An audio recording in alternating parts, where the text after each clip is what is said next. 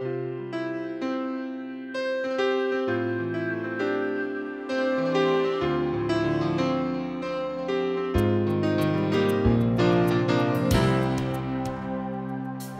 years past, I know that we focused on, the overall theme of the conference and highlighted more of the keynotes and more of the larger speaking roles that happened in the conference. And I think this year we really wanted to take a more intimate view on how the conference was from the perspective of an attendee. We are really trying to highlight that this is a student-run organization. The panels are put together by first-year students, and to be able to show the culmination of over 6 months of their hard work. This idea of personal brand, it's really personal. You do need to know who you are, and you need to know what makes you happy, and you need to know what makes you unique.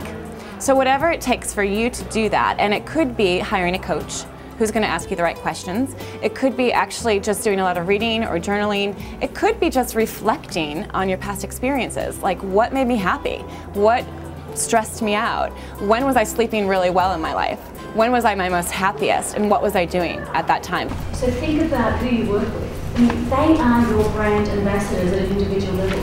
So, they've got to speak well of you. They've got to see the value that you bring. So I take a lot of pride in my personal brand as being somebody that people want to work with, they want to be part of because they can see that as being a road to success. But also that they're passionate about the same things as I am. What you do in the office, out of the office, every day of the week, interacting with people on a daily basis, on an individual basis is really what's important with establishing your personal brand. The more you reach out to other people right now, they may not seem as though they're going to help you get that job.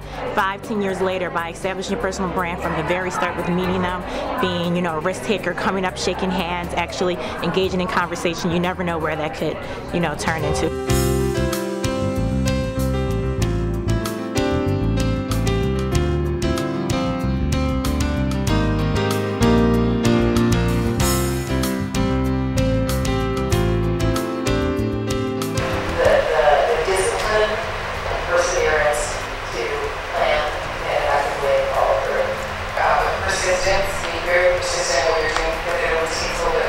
Be able to pitch yourself and know which pitch fits which audience. I would say be really honest with yourself about what you're not good at, because that's exactly what you want to find in partners and in founding people to help you catapult your business.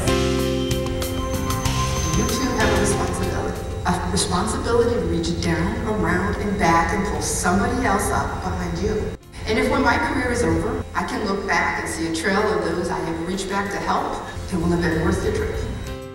So go ahead, I encourage you, reinvent yourselves. But as you do, as I say at the club, make sure you stand for something